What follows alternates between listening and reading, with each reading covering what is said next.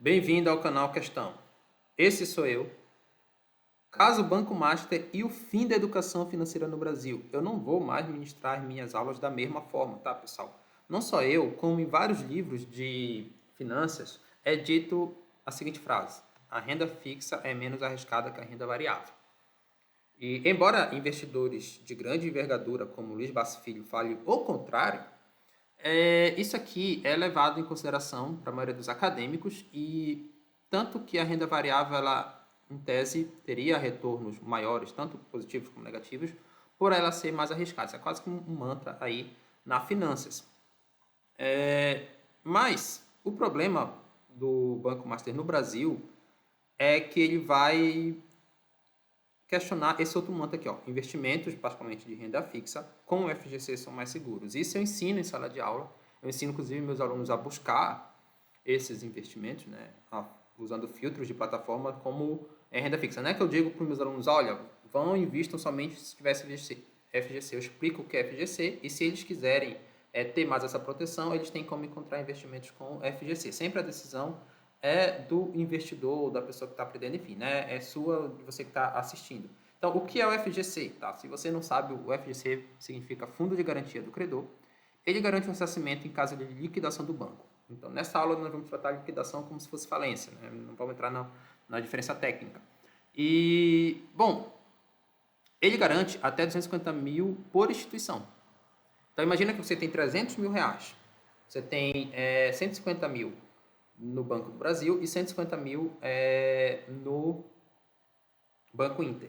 Detalhe, o banco que você negocia, o CDB, a LCI, qualquer um desses investimentos, não necessariamente é o banco emissor. Então, vou colocar aqui por opção emissora. Eu posso ter o CDB do Banco Master, por exemplo, na corretora do Banco do Brasil, negociado na corretora do Banco Inter ou de qualquer outro banco desse. Então, o importante é a gestão emissora, tá? Se eu tenho 150 em cada banco e os dois falem, e os dois estão segurados pelo FGC, eu consigo ressarcir os meus 300 mil. Agora, se eu tenho 300 mil em um só investimento, de um só banco, e ele fale, eu vou conseguir resgatar 250 mil, só que os 50 mil eu perco, porque eu assumi o risco de colocar dinheiro alto naquele investimento. Ok? Essa é a regra. E tá, uma vez que o banco faliu, quanto tempo demora para eu ressarcir? Olha só, pessoal. A maioria dos ressarcimentos, de acordo com a IA, ocorre para bancos pequenos em até 48 horas. Então, no Brasil, geralmente é rápido esse ressarcimento, né? 48 horas, porque a maioria dos bancos que quebram são bancos pequenos, quase que meio por definição isso aqui. Mas demoras ocorrem em bancos grandes. Então, a IA trouxe aqui para mim, ainda que com tendência de queda. Eu pedi para ela fazer uma tabela com o maior tempo que demorou aí em cada caso. E o caso que mais demorou no Brasil foi do banco BFI, que demorou ali praticamente 4 anos. E o que é importante dessa tabela é que você vê que conforme o tempo foi passando, o tempo de espera dos casos excepcionais foi diminuindo. E o último tempo longo, o último recorde tinha sido em 2016, do Banco Azteca. O problema é que o Banco Master acabou de quebrar esse recorde aqui, tá? Já está hoje, dia 8 de janeiro, 58 dias sem ressarcir seus clientes. E não só isso, a gente vai ver que tem coisas piores, digamos assim, acontecendo que podem mudar todo o paradigma de educação financeira no Brasil. Só para título de comparação, nos Estados Unidos, o ressarcimento via o FDCI, que é como se fosse ali o FGC deles, ocorre sempre até o dia seguinte. Então, ele tem essa tradição que deixa o investidor muito mais seguro. É por isso que os juros lá é menor, entre outras coisas. Tá? Não é só isso, mas isso explica parcialmente o fato dos juros lá serem menores, porque é mais seguro. Então, pessoal, antes da gente continuar, eu peço para vocês se inscreverem no meu canal Meritocrata, que está em collab com o canal Questão neste vídeo aqui. Minha meta é atingir 1.000 inscritos em 4 anos. A única coisa que eu peço para vocês, porque com esse outro canal eu vou conseguir proporcionar vídeos mais customizados aí para vocês que me acompanham. Olha só, a demora do Banco Master já acabou de bater o recorde do Banco Azteca, mas o principal problema é esse aqui, ó. O Tribunal de Contas da União entrou em uma ação contra o Banco Central para reverter a liquidação do Banco Master. Então, quem fez a liquidação do Banco Master? O Banco Central, que é um órgão técnico. E o TCU está questionando uma decisão da autoridade máxima monetária do país, que é o Bacen. E quem é o TCU, pessoal? É o órgão que fiscaliza os outros órgãos e entidades públicas. É o órgão do legislativo, tá? O legislativo tem a função de fiscalizar o executivo, órgãos e entidades públicas pertencem, no geral, ao executivo, e o TCU ele fiscaliza a parte de contas, as finanças de todos os órgãos da administração pública. E essa atribuição dele não tem, em teoria, competência para desautorizar o Bacen. Mas estamos falando de Brasil. E o TCU está tentando desautorizar uma medida do Bacen, que seria a autarquia independente de autoridade monetária máxima do país. E por que isso acontece? Aqui eu vou tomar muito cuidado em usar o termo supostos interesses, porque nada do que vai ser dito nessa parte alguém pode taxar e dizer que é verdade, porque, enfim, né, você não pode fazer nenhuma denúncia sem provas e tem toda essa questão jurídica que não é minha competência, ok? Mas hoje, o ministro do TCU é o Jonathan de Jesus, que é um oligarca de Roraima.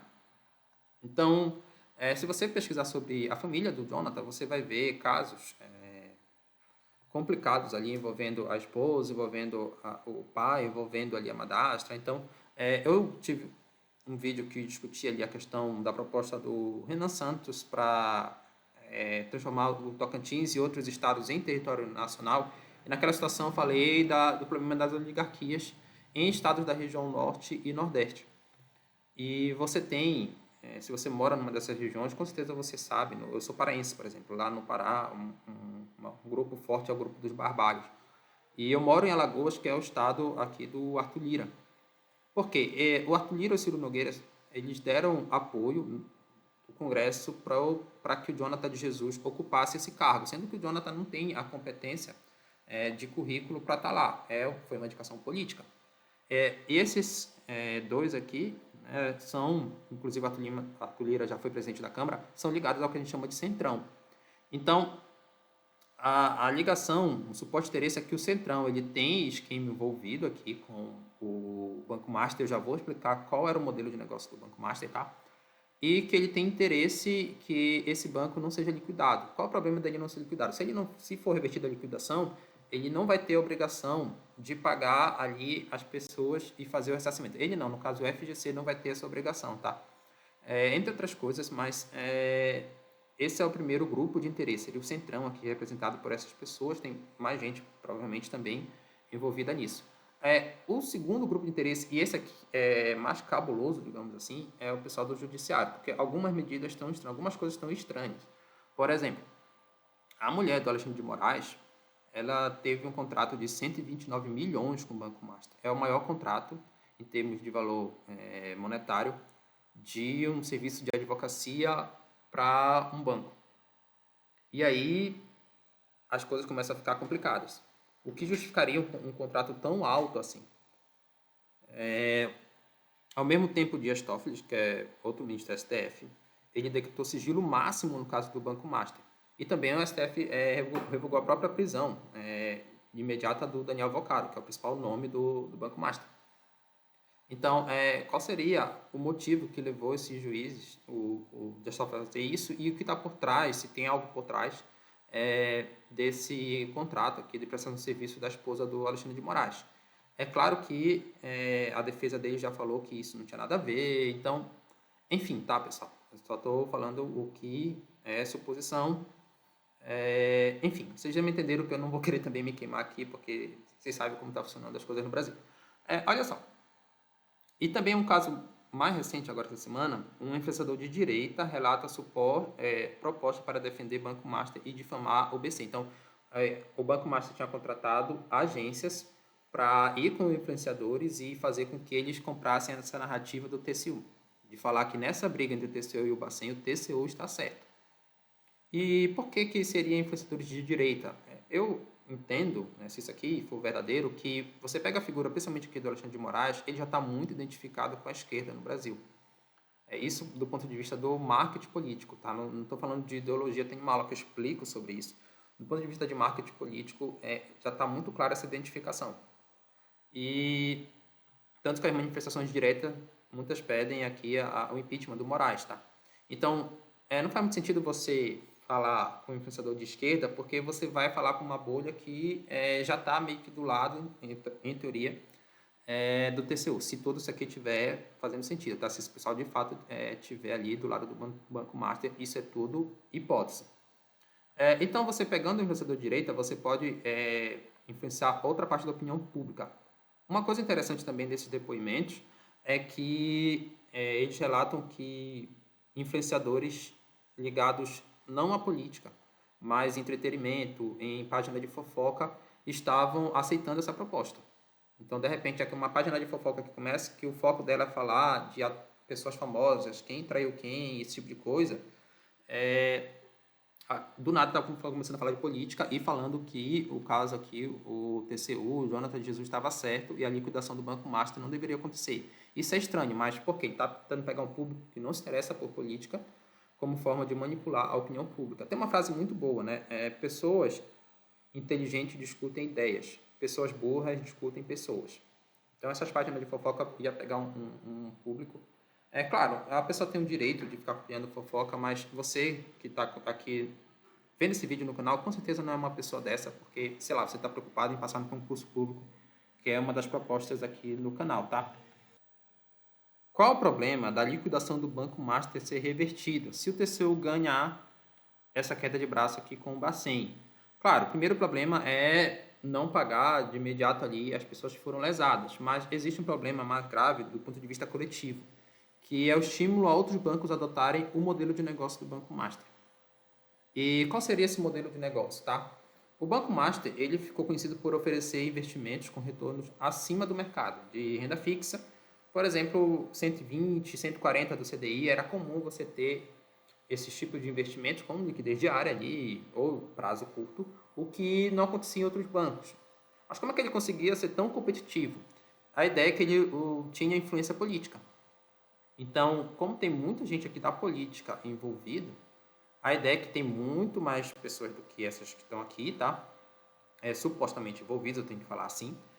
E essas pessoas conseguiam certos benefícios para manter o caixa do Banco Master. Por exemplo, precatórios. Precatório é um direito que você tem a receber do governo, de qualquer instância, né? Federal, estadual, municipal, mas que geralmente demora. E o Banco Master poderia, por exemplo, comprar juízes para colocar como prioridade os precatórios que ele adquiria. Então, ele adquiria um precatório num preço baixo, não se sabia quando é que ele ia receber esse dinheiro, mas com uma influência política e jurídica, ele fazia com que esse dinheiro caísse logo na conta dele. Outra tentativa foi de compra do Banco do Brasil de certos investimentos do Banco Master. Do Banco do Brasil não, do Banco de Brasília aqui, o BRB. Tá? Ele tinha influência política no BRB. A negociação ia ser que o BRB ia comprar alguns ativos do Banco Master e esses ativos, sabidamente, estavam ruins. Porque a ideia era usar um banco público para tirar os ativos ruins do Banco Master. E, claro, ele ia fazer uma compra, esse dinheiro ia entrar ali no caixa do Banco Master e ia manter esse caixa para manter a forma agressiva que ele funcionava no mercado. Isso aqui só não passou porque os técnicos do Banco de Brasília se recusaram a fazer isso, tá? Mas houve essa tentativa, algumas pessoas estão falando que inclusive com a Caixa, mas enfim. Esse é o primeiro ponto. Agora, se esse modelo de negócio aqui, que ele tem problemas, tá? Por influência política, no judiciário, enfim. Se o Banco Master conseguir se safar usando esse modelo de negócio, outros bancos também vão ter o estímulo a usar a influência política e essas táticas sabendo que o Bacen não vai punir porque o Bacen vai perder força e você tendo os contatos políticos corretos com o pessoal do TCU, enfim, você consegue reverter uma situação que você claramente está fraudando. Então, esse é o primeiro ponto. Imagina todos os bancos no Brasil começando a adotar essa prática, como é que o sistema financeiro fica complicado. E aí isso leva à perda de credibilidade da autonomia do Banco Central. O Bacen no Brasil é um órgão que, queira ou que não, ele tem certo respeito internacionalmente falando. Só vocês assistirem um vídeo do canal Rascunho Econômico que eu recomendo, que ele fala isso, ele compara com outros países, enfim. Isso traz uma perda da confiança no mercado financeiro brasileiro. Isso pode levar, claro, esse caso específico não vai levar, mas se ele descadear um probleminha em cadeia, isso pode levar, sim, a uma fuga de capitais, a diminuir os investimentos no Brasil. Eu tenho aqui uma playlist que eu falo sobre essa questão no mercado financeiro, como é que o mercado financeiro desenvolvido leva ao desenvolvimento de um país, tá? E isso pode dificultar para a gente disparada do câmbio, entre outros problemas, aqui para o nosso país, se uma liquidação dessa conseguir ser revertida. E agora, professor, o que eu faço como investidor? Se o Brasil já não tem mais credibilidade, a renda fixa com o FGC não significar mais nada, não significar mais nenhum seguro. Na verdade, pessoal, não é que não significa um seguro, tá? O que acontece historicamente é isso aqui, de estar demorando. Então, pode voltar a demorar o ressarcimento e, claro, mas isso tem que ser levado em conta. Primeiro, desconfia quando o banco oferece rendimentos acima do mercado, sem limitações. Eu vou grifar isso aqui, tá? Porque esses bancos que eu estou colocando para vocês são contra-exemplos. O Nubank e o Mercado Pago, eles oferecem até 120 do CDI na liquidez diária. Eu só invisto em liquidez diária, então nos outros casos eu não sei. Só que, para você atingir 120, você tem que ter um plano, ter ultravioleta, ter um monte de coisa lá no Nubank, ter o plano do Mercado Pago. E até 5 mil, como o Nubank está primeiro, 10 mil aqui, 10 mil no Nubank se for ultravioleta, e 5 mil no Mercado Pago se assinar o plano dele lá. Então, perceba que existe uma limitação, ok? Existe uma limitação aqui do montante. Se você investir mais de 10 mil, não vai render 120% do CDI. A 99Pay, ela faz um monte de promoções para aumentar a rentabilidade. Eu consegui ano passado, acho que esse ano não vai conseguir, cerca de 530 do CDI. Tudo isso, professor? Sim, tudo isso. Mas só por uma semana. E em até 5 mil também, tá? Mais de 5 mil não pegava toda essa rentabilidade e só durava essa rentabilidade durante uma semana. Tinha que fazer umas tarefas lá. Mas, então, perceba que aqui faz sentido o seu modelo de negócio. Vocês estão atraindo o cliente. A Rico, de vez em quando ela faz campanha que dá 400 do CDI durante, se não me engano, são 2 meses. 2 meses, você tem que indicar ali outra pessoa para o Rico. Enfim, tem outros bancos que fazem promoções semelhantes, mas sempre tem uma limitação. E também na Rico tem uma limitação. Eu não me lembro se é 10 mil reais, tá? 10 mil reais também.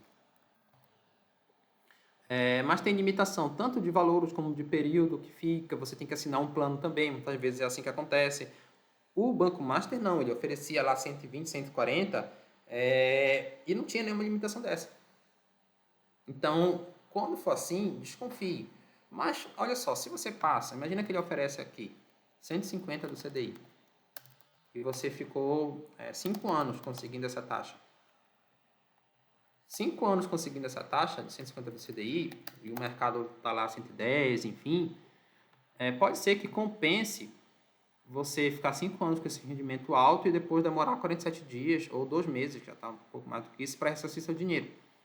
Porque os 2 meses que você deixou de ter rendimento, ele é pouco em relação aos 5 anos que você teve rendimento acima do mercado. Então, no final das contas, quem escolhe o risco é você. Compensa eu ter uma rentabilidade maior de algo que eu possa desconfiar? Aí vai depender do perfil de risco. Ok? E, por fim, o que eu recomendo é deixar dinheiro em mais de um banco. Até porque isso aqui, quando eles colocam limitações, induz a pessoa a não deixar no mesmo banco. Bom, se eu tenho aqui 30 mil, eu não vou deixar 30 mil só no Nubank rendendo 120, 10 mil rendendo 120 e 20 mil rendendo 100% CDI.